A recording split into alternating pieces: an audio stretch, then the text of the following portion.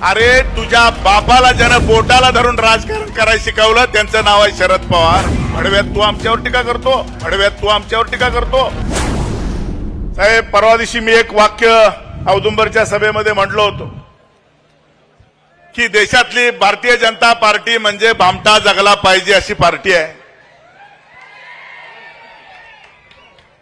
आपण जर त्याचं सारखं वर्णन केलं तर या भारतीय जनता पार्टीमध्ये आता ओरिजिनल भाजपचे लोक किती आहेत आपल्याला माहित आहे। सगळी दुसऱ्याचीच पोरं काकाला घेऊन चालवलेली ही पार्टी आहे। कारण आता यांना व्हायची बंद झाली, ही वांजुट्यांची औलाद आहे। साहेब, मी भामटा एवढ्यासाठी म्हणलो, मी तांत्रिक भाषण करणार नाही, इकडे मुद्दे आहेत तांत्रिकवाले। मी 2020चा खेळाडू आहे। मी एवढ्यासाठी विशाल दादा म्हणलो की सगळी भामटीच आहे, त्यात या काही शान नाही। आता ज्यांनी महेशरावनी उल्लेख केला कोंबडी चोर इस्लामपूरचा, तो सदाभाऊ खोत, अरे तुझ्या बापाला ज्यानं बोटाला धरून राजकारण करायला शिकवलं त्यांचं नाव आहे शरद पवार। बारामतीच्या सभेत येऊन त्या ठिकाणी नरेंद्र मोदींनी सांगितलं की मी शरद पवार साहेबांचं बोट धरून राजकारण शिकलो आणि भडव्यात तू आमच्यावर टीका करतो। अजून आमच्याकडे माढा विधानसभेमधला व्हिडिओ आहे। लोकसभेला ज्यावेळेला उभा राहिला त्यावेळेला अजून वडापावचं बिल दिलं नाही, तो आमच्यावर टीका करतो।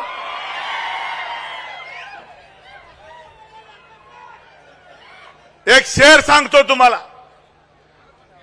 कतलिया कई सांप बदल लेते हैं, कतलिया कई सांप बदल लेते हैं, पुण्य के आड़ में पाप बदल लेते हैं, मतलब के लिए कई लोग अपने बाप बदल लेते हैं। ही सदाभाऊ खोतांची ही अवलादी असल्या त्या मतलबासाठी आपले अनेक बाप बदलतील। मी फक्त एवढं सांगतो, अर्जुन हजारे सारखं ट्यूट्यू करते, मी म्हणलं बोलत नाही, नाही म्हणले 2 मिनिटं बोला, हजरीपुरता गडी बोलायला लावू नका। मी आदरणीय रोहित दादांना एवढं सांगेन, आपण आराराबांचा वारसा घेऊन चाललाय।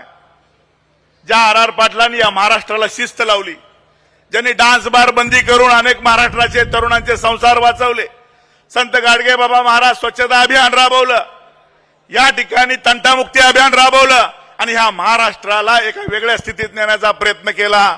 आज खऱ्या अर्थाने या जातीवादी भाजपपासून आपल्याला हा महाराष्ट्र सुरक्षित करायचा असेल तर ही अलिबाबा आणि 40 चोरांची टोळी जी या ठिकाणी भाजपबरोबर पळून गेली, मग ते शिवसेनेचे असू दे नाहीतर राष्ट्रवादीचे असू देत, आपल्याला यांना जर धडा शिकवायचा असेल मित्रांनो तर आपल्याला या ठिकाणी रोहित दादांना विधानसभेत पाठवावं लागेल। ते तुम्ही पाठवाल अशी विनंती करतो आणि थांबतो। जय हिंद, जय महाराष्ट्र।